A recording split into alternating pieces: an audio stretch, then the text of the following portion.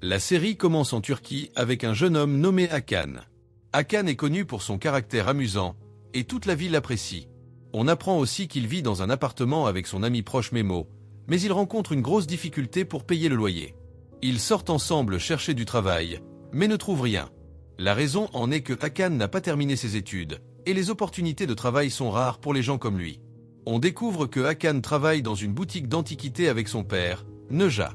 Cependant, il est évident qu'il n'est pas satisfait de la vie modeste qu'il mène et souhaite un travail mieux rémunéré. Il demande alors à son père d'ouvrir un projet pour lui et son ami Memo, car ils veulent s'améliorer. Mais son père refuse en se souvenant des projets qu'il avait tentés auparavant et qui n'avaient pas réussi. Il lui conseille de se concentrer sur une seule chose pour réussir dans la vie et lui dit de cesser de parler inutilement, puis lui demande de livrer ce tapis à une cliente. Hakan prend le tapis et se rend à l'hôtel pour livrer à la cliente. En sortant, il remarque beaucoup de gens dans le hall, tous attendant pour passer un entretien d'embauche pour l'entreprise de l'homme d'affaires Faisal, l'un des hommes les plus importants de Turquie. Hakan décide de rester parmi eux et de postuler, espérant être accepté. Hakan entre alors pour l'entretien, qui est mené par une secrétaire nommée Leila. Elle lui pose plusieurs questions, mais ses réponses sont toutes incorrectes, et bien sûr, il est immédiatement rejeté. En sortant, Hakan, frustré, voit soudainement un lustre sur le point de tomber sur une petite fille. Il se précipite sans réfléchir pour la sauver. Par chance, Faisal se trouve là et voit ce qui se passe. Il est très impressionné par ce que Hakan a fait. Un peu plus tard, Hakan retourne à la boutique, et une cliente nommée Suzanne entre. Elle montre à Hakan une photo d'une chemise magique de l'époque ottomane et dit qu'elle l'a vue chez eux auparavant et souhaite l'acheter. Neja lui dit qu'ils ne l'ont pas, mais il semble très nerveux. Cependant, Hakan dit à son père qu'il a déjà vu la chemise chez eux, ce qui énerve beaucoup Neja, et il tente de faire taire son fils. Suzanne se rend compte que Neja lui ment, et elle propose une grosse somme d'argent pour la chemise, mais Neja refuse son offre. Avant de partir, Suzanne laisse sa carte à Hakan au cas où il changerait d'avis. Hakan est très enthousiaste à l'idée de prendre l'argent et dit à son père qu'il va chercher la chemise dans le magasin. Mais son père se met en colère contre lui et lui demande de ne plus parler de cette affaire. Naturellement, Hakan est contrarié par la réaction de son père, il le quitte et s'en va. Ensuite, Neja se rend chez un ami et lui raconte ce qui s'est passé, disant qu'ils doivent agir immédiatement.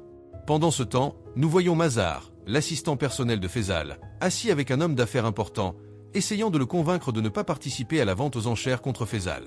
Lorsque cet homme refuse son offre, Mazar le tue. En même temps, Hakan va s'asseoir avec son ami Memo, et ils discutent ensemble de leurs dépenses. Leurs dépenses ayant augmenté, Hakan et Memo ne savent plus comment payer le loyer de leur appartement, jusqu'à ce que Hakan se souvienne de la chemise. Il descend alors chercher la chemise dans l'entrepôt et finit par la trouver. Il appelle rapidement Suzanne pour l'informer. Elle raccroche aussitôt et appelle Mazar pour lui dire ce qui s'est passé. Plus tard, Hakan et Memo se rendent chez Suzanne pour lui remettre la chemise. Lorsqu'elle la voit, Suzanne est très enthousiasmée et propose à Hakan de lui donner des millions en échange de la chemise. Évidemment, Hakan n'en croit pas ses oreilles. À ce moment-là, Neja entre et reprend la chemise, disant qu'elle n'est pas à vendre. Soudain, un homme armé apparaît et tire sur Neja, qui est malheureusement gravement blessé. Son fils le porte rapidement pour l'emmener à l'hôpital, mais Neja refuse et demande à être emmené chez le pharmacien, le docteur Kemal. Il lui donne l'adresse. En arrivant là-bas, le docteur Kemal emmène Neja dans une pièce secrète et demande à sa fille, Enab, de rester avec Hakan. Hakan est totalement effondré et inquiet pour son père. Il force l'entrée de la pièce et trouve son père allongé sur un lit, sur le point de mourir. Hakan s'approche de lui et lui demande pardon et de rester à ses côtés. Neja lui dit qu'il lui pardonne et lui conseille de ne faire confiance qu'au docteur Kemal et à sa fille Zénab, car ils connaissent la vérité. Puis, il meurt. Hakan s'effondre au sol, rongé par la culpabilité car il se sent responsable de la mort de son père. Le docteur Kemal parle ensuite à Hakan, lui présente ses condoléances et lui révèle que Neja n'est pas son vrai père, mais qu'il l'a adopté quand il était enfant. Il lui demande où se trouve la chemise, mais bien sûr, Hakan refuse de lui dire car il n'a pas confiance. Il demande à savoir exactement ce qui se passe et comment le docteur connaît son père. Zénab lui explique qu'ils font partie d'un groupe appelé les Fidèles et qu'ils sont dévoués à une autre organisation appelée les Protecteurs. Le choc, c'est qu'Hakan est lui-même l'un des protecteurs. Hakan les prend pour des fous, sort la chemise et la leur jette au visage, leur disant qu'il veut partir immédiatement. Zénab lui dit qu'il doit accepter son destin, car il fait partie des protecteurs et doit retrouver une personne appartenant à un groupe appelé les Immortels pour la tuer. Kemal demande à Hakan de porter la chemise pour prouver ce qu'ils disent. Le choc est que dès qu'il la met, la chemise fusionne avec son corps, laissant une étrange marque sur sa poitrine. Zénab sort alors un pistolet et tire une balle sur Hakan. Mais la surprise est que la balle ne pénètre pas son corps et ne lui fait rien. Hakan est choqué et ne comprend pas comment cela est possible. Pendant ce temps, Leila rencontre Faisal et lui montre la vidéo de Hakan sauvant la petite fille. Il lui demande si elle connaît ce jeune homme. Elle lui dit qu'il avait postulé pour un emploi dans l'entreprise, mais qu'il avait été refusé. Il lui demande de l'appeler et de lui dire qu'il a été accepté pour le poste, car il serait un excellent garde du corps et pourrait le protéger. Au même moment, nous voyons que Memo est kidnappé par des ravisseurs, et le chef de la bande, Tekin, lui demande où se trouve Hakan. Memo répond qu'il ne sait rien à son sujet. Tekin ordonne alors à ses hommes de continuer à le torturer jusqu'à ce qu'il avoue. Retour à Kemal, qui raconte à Hakan l'histoire de la chemise. Il lui explique que la chemise est apparue à l'époque où le sultan Mehmet le Conquérant a conquis Constantinople en 1453. À cette époque, Mehmet le Conquérant a découvert que des membres du groupe des Immortels voulaient le nuire et que leur objectif était de dominer le monde et de prendre le pouvoir. La seule façon de les combattre repose sur 3 objets. Le premier est une bague avec une pierre précieuse qui brille quand un immortel s'en approche. Le deuxième est un poignard magique capable de tuer les immortels. Et le dernier est la chemise magique qui protège quiconque la porte de la mort. À cette époque, il y avait un courageux soldat parmi les protecteurs, et le sultan l'a choisi pour prendre ces objets et le protéger de ses ennemis. La surprise, c'est que Hakan est le dernier descendant des protecteurs, et il est le seul à pouvoir tuer un immortel avec le poignard. Bien sûr, à ce moment-là, Hakan ne comprend rien de ce qui se passe et a l'impression d'être en plein rêve. Hakan est effondré et s'excuse auprès de Neja, car il se sent responsable de sa mort. Il promet de ne plus jamais laisser quiconque blesser ses proches. Pour cette raison, il décide d'aller sauver Memo.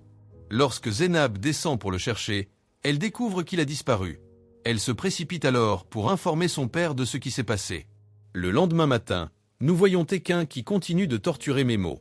Un de ses hommes entre et lui dit qu'ils connaissent l'emplacement de la chemise. Rapidement, Tekin ordonne à ses hommes de s'y rendre et de récupérer la chemise. Il appelle également Mazar et lui dit qu'ils ont découvert l'emplacement de la chemise, mais ne savent pas qui l'a prise. Pendant ce temps, Hakan retourne chez lui et contemple une photo de son père, s'effondrant de tristesse en se remémorant des souvenirs d'enfance avec lui. Il trouve une photo de Neja avec Kemal et un troisième homme nommé Mourad. À ce moment précis, il reçoit un message de Memo qui lui indique son emplacement et lui demande de venir le rencontrer immédiatement. Avant qu'il ne réponde, quelqu'un entre dans la maison. Il se cache rapidement, mais se détend en voyant que c'est Zénab. Elle lui demande de retourner avec elle à l'abri secret car rester dans la maison est trop dangereux pour lui. Il lui répond qu'il ne bougera pas d'ici tant qu'il n'aura pas sauvé Memo. Elle se voit alors obligée de l'accompagner pour le protéger. Elle sort la chemise magique et lui demande de la mettre d'abord, car il pourrait être tué à tout moment. Il monte ensuite dans la voiture. Peu de temps après, Leila appelle Hakan et lui dit qu'il a été accepté pour le poste, mais Hakan s'excuse et lui dit qu'il ne veut pas de ce travail. Il raccroche. Peu de temps après, ils arrivent à l'endroit où se trouve Memo. Quand Hakan s'approche, il est choqué de trouver Memo assassiné. À ce moment-là, on tire sur Hakan, mais rien ne lui arrive car il porte la chemise. Zénab le prend rapidement et le ramène à l'abri secret. Hakan sort la photo qu'il avait avec lui et la montre à Kemal, lui demandant qui est Mourad. Kemal lui avoue que Mourad est en fait son véritable père et qu'il était membre des protecteurs, mais qu'il a été tué par un immortel. Pendant ce temps, Tekin arrive chez Mazar et lui apprend qu'Hakan est invulnérable à la mort. Il lui montre les balles qui ont été tirées sur lui et qui n'ont eu aucun effet. Tekin est terrifié et ne comprend pas qui est vraiment cet homme ni pourquoi les balles ne l'ont pas tué. Mazar refuse de lui dire quoi que ce soit et lui demande simplement d'exécuter les ordres. Nous revenons à Kemal, qui est avec Hakan et lui demande l'identité de l'immortel. Kemal lui dit que son père était la seule personne à avoir vu l'immortel et à avoir interagi avec lui, mais personne ne connaît son apparence. Zénab les interrompt et leur dit qu'ils doivent chercher l'anneau magique et le poignard, car ces objets les aideront à trouver l'immortel plus facilement et à le tuer. Nous comprenons que les fidèles sont nombreux et que chacun d'eux possède l'un des 3 objets. Leur objectif est maintenant de retrouver les 2 personnes qui détiennent le poignard et l'anneau pour tuer l'immortel. Hakan se lève et leur dit qu'il veut rassembler ces objets au plus vite pour éliminer l'immortel et venger la mort de Neja, Memo et Mourad. Avant qu'il ne continue, Zénab lui demande de venir avec elle car elle veut lui montrer quelque chose d'important. Elle lui montre des dossiers de meurtres horribles qui ont eu lieu dans le passé et lui dit qu'elle est certaine que l'immortel est derrière tous ces crimes, car son objectif est d'exterminer l'humanité ou de contrôler le monde. Kemal leur remet un dossier sur une femme des fidèles nommée Aïcha et leur explique que cette femme possède l'anneau. Hakan et Zénab se rendent immédiatement chez Aïcha. Pendant ce temps, Mazar rencontre Faisal et lui dit qu'ils ont remporté l'appel d'offres et que leur entreprise est maintenant responsable de la restauration de la mosquée Sainte-Sophie. Hakan et Zénab arrivent chez Aïcha qui se trouve dans un endroit isolé et dont la maison semble très ancienne. En entrant, il trouve un jeune homme armé endormi sur le canapé. Zénab s'approche de lui, l'arme à la main, et lui demande qui il était, ce qu'il fait là. Il lui répond qu'il est le fils d'Aïcha. Elle lui demande de les conduire à elle, car ils veulent lui parler d'une affaire privée. Mais il leur dit qu'elle souffre de troubles mentaux et ne parle à personne. Cependant, ils insistent pour la voir. Il les conduit alors à la chambre d'Aïcha, et il découvre que son comportement n'est pas normal, comme si elle vivait dans un autre monde. Après avoir parlé à Aïcha, un retournement de situation se produit, quand, qui les avait aidés à la trouver, se révèle être un membre de la bande et appelle ses complices. De retour dans la chambre, nous voyons Zénab et Hakan essayer de parler à Aïcha, mais elle ne leur répond pas. Alors, Hakan lui montre le symbole de la chemise magique sur sa poitrine. À ce moment-là, Aïcha sort l'anneau de sa bouche et leur explique que Khan n'est pas son fils, mais un membre de la bande qu'il a emprisonné ici depuis de nombreuses années. Khan sort son arme et menace Hakan et Zénab, mais Zénab l'attaque rapidement et ils parviennent à le maîtriser. Aïcha prend l'arme et tue Khan. Soudain, ils entendent le bruit des voitures de la bande qui s'approchent. Aïcha leur demande de fuir avec l'anneau et de sauver le monde. Elle leur dit qu'elle a attendu toutes ces années pour rencontrer Hakan et leur demande de ne pas les décevoir, car il est le dernier des protecteurs et le seul capable de tuer l'immortel. Mais ils remarquent que la pierre précieuse manque à l'anneau.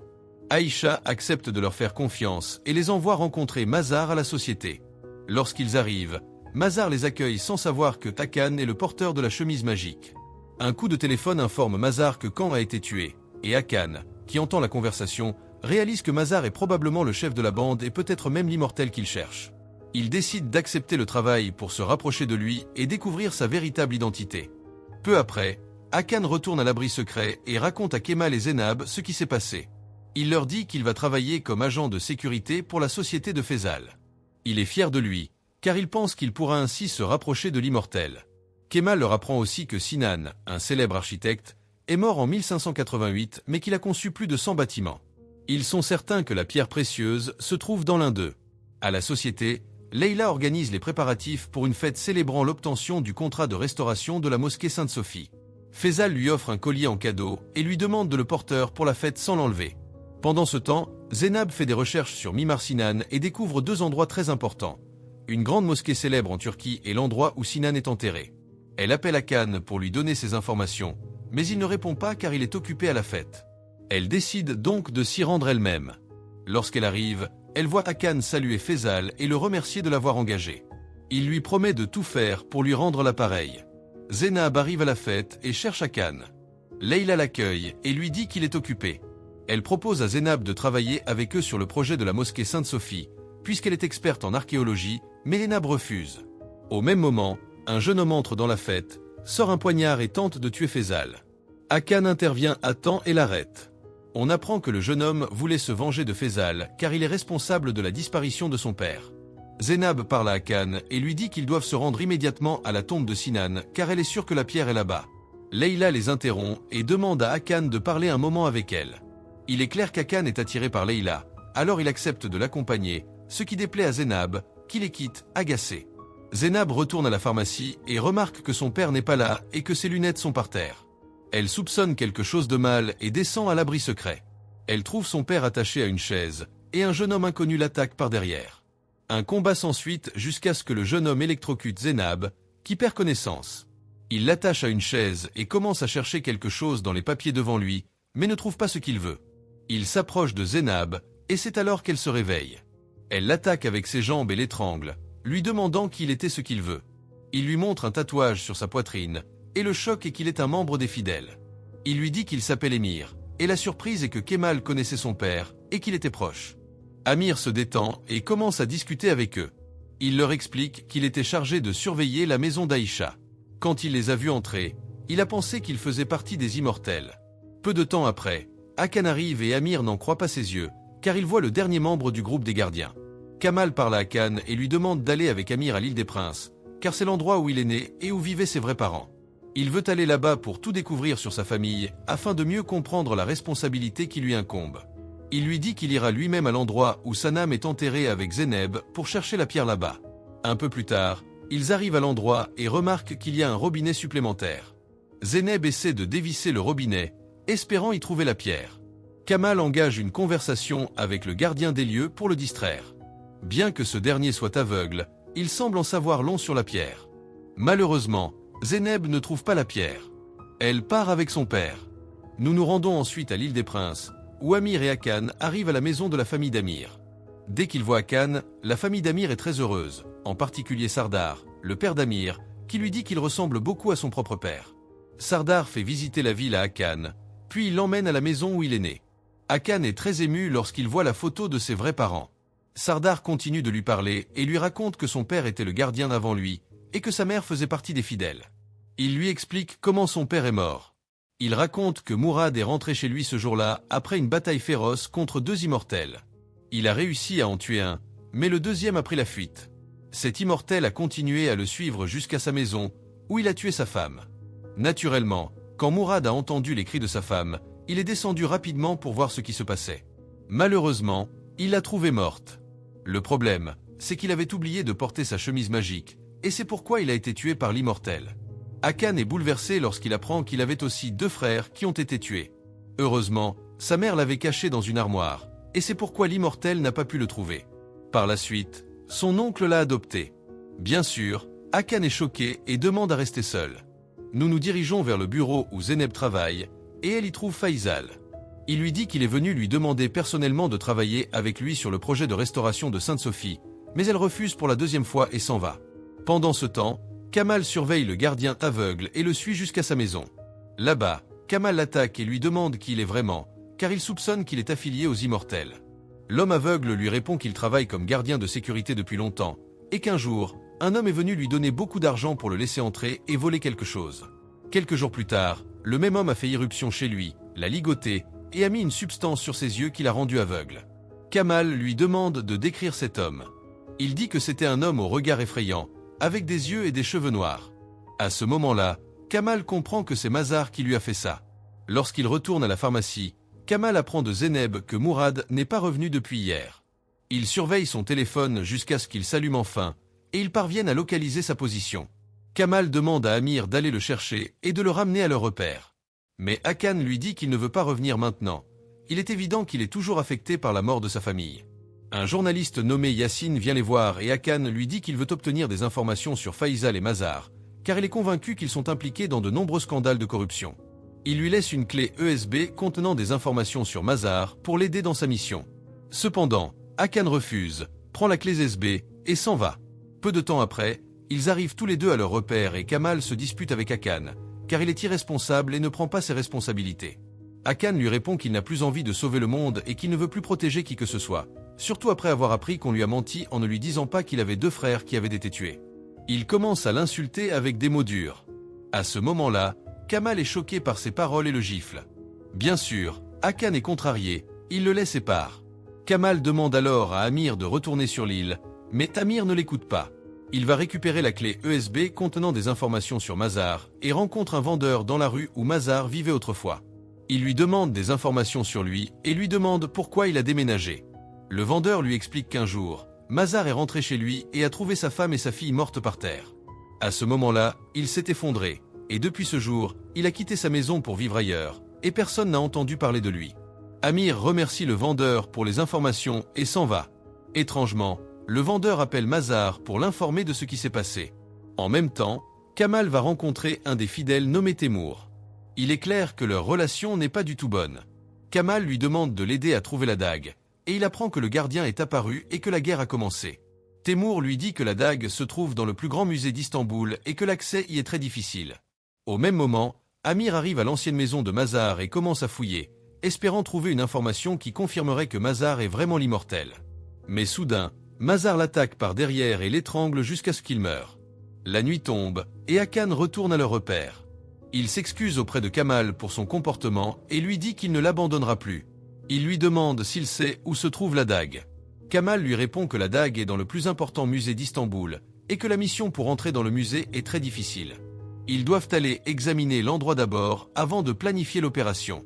Le lendemain, Hakan et Zeynep se rendent au musée et photographient tous les emplacements des caméras de surveillance jusqu'à ce qu'il arrive à l'endroit où la dague est gardée. La sécurité autour de la dague est extrêmement renforcée. Quand ils retournent au repère, Zeynep leur dit que cette mission est impossible, mais Hakan lui répond qu'il a un bon plan et commence à leur expliquer. Kamal accepte son plan, mais leur dit d'aller voir une fille des fidèles nommée Ceylan, car ils ont besoin de son aide. Quand ils vont la rencontrer, Ceylan a peur d'eux et s'enfuit en courant. Mais Hakan la suit et lui montre la marque sur sa poitrine, ce qui la rassure. Elle les accompagne alors au repère, et on apprend que Ceylan est la fille de l'un des hommes des fidèles. Son père est celui qui a mis la dague dans le musée, et avant de mourir, il lui a laissé un collier avec le code secret de la salle des alarmes du musée. Ainsi, lorsque le gardien apparaîtra, elle pourra lui donner ce code pour qu'il puisse entrer facilement dans le musée et voler la dague. La nuit, Zeynep et Hakan se rendent au musée. Ils s'y introduisent sans être vus et parviennent à désactiver les alarmes pour pouvoir poursuivre la mission le lendemain. Le lendemain, ils continuent leur mission. Ils se déguisent en techniciens de maintenance et entrent dans le musée sous prétexte qu'il vient réparer une panne dans la salle des caméras de surveillance. Dès qu'il entre dans la salle, il trouve 2 gardes et les assomme rapidement, les mettant hors d'état de nuire. Ensuite, il annonce à Kamal que c'est terminé. À ce moment-là, Kamal prend le contrôle des caméras de surveillance et les désactive, permettant à Zeynep et Ceylan d'entrer dans le musée en se faisant passer pour des visiteurs. Ils commencent leur plan. Ceylan vole les téléphones des gens et Zeynep crie soudainement qu'un voleur a pris son téléphone, provoquant l'attention de tous les visiteurs. Les gens remarquent alors que leurs téléphones ont été volés. Tous les visiteurs sont distraits et commencent à s'attrouper autour de Ceylan. Pendant ce temps, Kamal remarque qu'un des gardes se réveille. Hakan sort son arme et se mêle à la foule, prétendant avoir une crise de dépression et menacé de se suicider en tirant en l'air pour effrayer les gens et détourner leur attention. En même temps, Hakan parvient à voler la dague et à échapper aux gardes. Après cela, ils arrivent à la voiture, et Zeynep dit à Hakan qu'elle veut retourner sauver son père. Mais Hakan lui répond qu'il est trop tard pour revenir en arrière, car la police a déjà arrêté son père. Ils doivent partir immédiatement. Le lendemain, la police perquisitionne la pharmacie de Kamal, car il est suspecté d'être impliqué dans le vol de la dague, mais il ne trouve aucune preuve contre lui. Hakan et Zeynep se cachent dans le repère secret en attendant que la police parte. Quand ils s'en vont, ils sortent et se rendent au poste de police, où ils découvrent que Mazar surveillait Hakan depuis un certain temps, car il avait des doutes sur lui.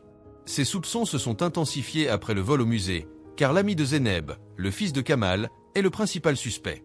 Mazar informe Feuzal de cette situation, mais Feuzal se moque de lui et l'accuse d'agir par jalousie, car il a prouvé qu'il était plus compétent que lui. Feuzal lui demande de se concentrer sur son travail et de laisser de côté ses bêtises. Au poste de police, l'agent interroge Ceylan. Dès qu'elle voit Kamal, elle se rapproche de lui et lui dit qu'elle a un message important à transmettre à sa fille. Lorsque Ceylan quitte le poste de police, elle informe Zeynep et Hakan que Kamal veut qu'ils poursuivent la mission jusqu'au bout et qu'il ne veut pas leur aide. Cependant, Zeynep refuse de laisser son père en prison et décide d'aller voir Temour pour obtenir son aide. Lorsqu'elle arrive chez lui, Temour lui dit qu'elle est très courageuse, tout comme son père, et qu'il n'arrive pas à croire qu'ils ont pu voler la dague si facilement. Il accepte d'utiliser son influence et son autorité pour faire libérer son père de prison, à condition qu'elle le voie après avoir répondu à sa demande. Elle accepte son offre. Hakan arrive à l'entreprise, se fait un café, et remarque un inconnu debout derrière lui. Cet inconnu, qui s'avère être le journaliste Yassine, entre dans le bureau de Feuzal avec une arme. Yassine accuse Feuzal de l'avoir renvoyé de son travail. Hakan intervient à temps et aide Feuzal, tandis que la police arrête Yassine. En attendant, Zeynep arrive avec Temour au poste de police et lui demande d'attendre là. Temour parle avec l'agent pour obtenir la libération du père de Zeynep. Zeynep appelle Hakan pour lui raconter ce qui se passe, et il lui dit qu'il vient immédiatement. Peu après, Hakan arrive au repère après que Kamal soit sorti. Temour est stupéfait de voir Hakan, mais il est clair que Kamal est contrarié par sa présence. Il emmène Temour à l'extérieur pour discuter. On apprend que Temour a trahi les fidèles dans le passé, ce qui a conduit à la mort des frères de Kamal. Malgré les nombreuses explications de Temour, affirmant que cela avait été contre sa volonté, Kamal ne le croit pas. Pour prouver sa loyauté et sa bonne foi, Temour donne à Kamal l'adresse d'une femme nommée Dira, qui possède de nombreuses informations sur les immortels. Mais le problème est qu'elle a également trahi les fidèles auparavant et n'est pas de confiance. La nuit, Feuzal va parler à Mazar et se dispute avec lui, car il ne gère pas bien son travail et a failli être tué plusieurs fois en son absence. Feuzal compare Mazar avec Hakan, et finalement, lui demande de rassembler ses affaires et de quitter le bureau, car il est renvoyé. Mazar est choqué, car ils ont travaillé ensemble pendant 10 ans. Il quitte en étant très contrarié. Pendant ce temps, Hakan se rend à la chambre de Leila à l'hôtel pour essayer de se réconcilier avec elle, car ils s'étaient disputés. Elle est contrariée car elle pense qu'il lui cache des choses, alors elle s'est éloignée de lui. Lorsqu'il tente de s'excuser, elle refuse de lui parler et ferme la porte. À ce moment-là, Mazar attaque Hakan par derrière et le kidnappe. Peu après, Hakan reprend connaissance et se retrouve face à Mazar, qui lui dit qu'il ne permettra pas qu'il prenne son poste dans l'entreprise et révèle qu'il a tué Amir. Hakan, furieux, commence à crier et Mazar l'attaque. Il tombe au sol et un morceau de verre se casse. Mazar s'approche pour tuer Hakan, mais Hakan saisit un morceau de verre et le tue. Leila, passant par là, entend le bruit, entre dans la pièce et découvre Mazar mort sur le sol avec Hakan à ses côtés. Elle appelle rapidement la police. Quand les policiers arrivent, ils interrogent Hakan, et Leila se rend à Faisal pour lui dire qu'Hakan est responsable de la mort de Mazar. Faisal est stupéfait et ne comprend pas comment Hakan a pu faire une telle chose. Les policiers emmènent Hakan au poste, où il remarque une étrange lueur émanant de la pierre du collier de Leila. On découvre que Faisal est l'immortel recherché, car il est juste à côté de Leila. Ensuite, Leila appelle Zeynep pour lui expliquer la situation et demande de l'aide pour Hakan. Elle apprend aussi que Mazar n'était pas l'immortel qu'il cherchait et demande ce qu'il doit faire. Kamal lui répond qu'il y a une femme parmi les fidèles qui connaît l'identité réelle de l'immortel, mais qu'il doit y aller seul, car la visite à cette femme aura un coût. On apprend que la femme est Dira. Faisal se rend auprès du corps de Mazar et se remémore le passé. On découvre que Faisal est entré chez Mazar autrefois, a tué sa femme et sa fille. Mazar est tombé dans une profonde dépression, et Faisal est allé le voir pour lui proposer de travailler avec lui en échange du retour de sa famille à la vie. On apprend que le sang de l'immortel a le pouvoir de ramener les morts à la vie, et que Faisal avait besoin de l'aide de Mazar pour trouver la dague. Cela signifie que Mazar savait tout depuis le début et a travaillé avec lui contre sa volonté. On revient à Kamal, qui explique à sa fille que Dira a été responsable de la surveillance des immortels pendant longtemps, mais qu'elle a décidé de rejoindre leur groupe pour devenir elle-même immortelle et vivre éternellement. Elle a été expulsée des fidèles pour cela. Faisal parle ensuite à Leila et lui révèle un secret. Il est l'un des 7 immortels existants dans le monde et vit depuis plus de 1000 ans. Il explique que les humains se sont retournés contre eux et les ont chassés pendant très longtemps. Récemment, le gouverneur Mourad est réapparu et a tué sa femme, Raouya. Maintenant, le dernier gouverneur, Hakan, est revenu pour le tuer. Leila, incrédule, pense que Faisal plaisante ou raconte une histoire fantastique. Mais lorsqu'il enfonce un couteau dans son cou sans faire couler de sang, Leila panique. Faisal se rapproche et explique que sa seule faiblesse est la dague magique, le seul arme capable de le tuer. On comprend alors que Faisal connaissait la vérité sur Hakan depuis le début, car il a tué sa famille pour venger la mort de sa femme. Faisal utilise son influence pour faire libérer Hakan du poste de police. Dès que Hakan le voit, il le frappe avec colère, mais les coups ne lui font rien car il est immortel. Faisal sort alors un téléphone et montre à Hakan une vidéo de Leila attachée et blessée. Faisal lui dit qu'il la tuera si Hakan ne lui rapporte pas la dague aujourd'hui. Comme Hakan est amoureux de Leila, il se précipite pour récupérer la dague dans le repère secret. En parallèle, Kamal et Zeynep se rendent chez Dira. Kamal demande son aide pour trouver l'immortel, mais elle refuse car elle a été expulsée de leur groupe. Zeynep décide de suivre son père, et les hommes de Dira les attaquent, les capturent et les enferment dans une pièce remplie de gaz pour les tuer. Avant de fermer la porte, Dira révèle un secret important. Le sang du gouverneur est la seule chose capable de ramener les immortels à la vie. Zeynep trouve une ouverture dans le plafond et parvient à ouvrir la porte de l'extérieur. Malheureusement, en arrivant dans la pièce suivante, elle découvre que son père est mort.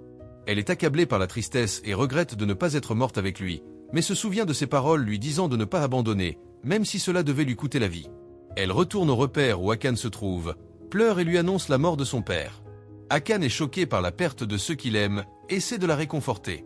Il lui révèle que Faisal est l'immortel. Zeynep explique que Faisal prévoit d'utiliser le sang de l'immortel pour réveiller les autres immortels et que Hakan doit trouver un moyen de l'arrêter. Cependant, son principal souci est de sauver Leila. Hakan décide donc de voler la dague et de se rendre lui-même chez Faisal, malgré les tentatives de Zeynep pour l'en empêcher. Il parvient à tromper Zeynep, la verrouille dans le repère et s'enfuit rapidement. Lorsqu'il arrive chez Faisal, il l'informe qu'il connaît son plan et qu'il ne permettra pas qu'il prenne une goutte de son sang. Faisal révèle alors qu'il ne veut réveiller que sa femme et non tous les immortels. Hakan refuse de lui remettre la dague, mais Faisal tire sur Leila, qui perd beaucoup de sang. Hakan, désespéré, lui donne la dague et Faisal récupère le sang de Leila dans un flacon. Faisal enlève alors sa chemise magique et ordonne à ses hommes de tuer Hakan, mais Hakan parvient à prendre une arme des gardes et les élimine tous. Il emporte Leila et part en voiture. Ils arrivent au repère, où Hakan passe du temps à chercher Zeynep sans succès. Avant que Leila ne meure, elle lui révèle que Faisal lui avait promis de lui donner du sang pour guérir sa mère malade, car le sang d'immortel peut ressusciter les morts, mais seulement avec la dague magique. Leila meurt, et Hakan, en pleurs, promet de la ramener à la vie. Pour comprendre ce qui est arrivé à Faisal et aux autres immortels, il faut revenir en arrière. Faisal est avec sa femme Raouya lorsqu'un autre immortel entre et leur annonce qu'un immortel a été tué et que les autres immortels ont fui à cause des persécutions humaines. Ils se rendent compte que le mariage de deux immortels réduit la force des autres immortels. Revenons à l'époque actuelle, où Akan parle à Zéneb et apprend que Leila est morte. Il doit obtenir le sang de Faisal pour la ramener à la vie. Zéneb est bouleversée et informe Akan qu'elle est devant la maison de Faisal et lui demande de venir immédiatement. Quand Akan arrive, il prévoit d'entrer et de tuer Faisal. Mais Zéneb l'empêche, expliquant qu'il n'est pas protégé et pourrait facilement mourir. Elle insiste pour l'accompagner pour protéger sa vie. Ils entrent dans la maison mais ne trouvent pas Faisal. Ils sont perplexes. En parallèle, dans la mosquée Sainte-Sophie, un archéologue fait une visite lorsque Faisal apparaît et le tue. Akan et Zéneb, toujours à la recherche de Faisal, se rendent compte que Faisal est intéressé par la mosquée depuis un certain temps, ce qui signifie que le cercueil de sa femme est là. Faisal a donc acheté la mosquée aux enchères pour accéder au cercueil et libérer sa femme. Akan et Zéneb se précipitent vers la mosquée. Faisal, qui ouvre le cercueil de sa femme pour utiliser le sang de Akan, est interrompu par Akan qui tire sur le flacon de sang, le renversant sur le sol. Le sang commence à se déplacer de manière étrange vers les cercueils des immortels. Un affrontement s'ensuit entre Akan et Faisal, jusqu'à ce qu'Akan soit mis à terre. Faisal lui révèle que Mourad est responsable de tout ce qui se passe, expliquant que la mort de sa femme a conduit à la mort de sa famille. À ce moment-là, Zéneb arrive et lance la dague à Akan. Bien que Akan soit blessé, l'impact n'est pas mortel. Il récupère rapidement la dague et commence à administrer des gouttes de sang de Faisal à Leila, la ressuscitant. Le sang de Leila commence à se déplacer vers tous les cercueils des immortels. Faisal entend la voix de sa femme Raouya et la voit revenir à la vie. Ils se retrouvent ensemble et Faisal exprime son manque. Soudain, un tremblement de terre secoue l'endroit et les autres immortels se réveillent de leur cercueil. Akan constate que Leila est revenue à la vie également, et la première saison se termine sur cette note. La deuxième saison commence.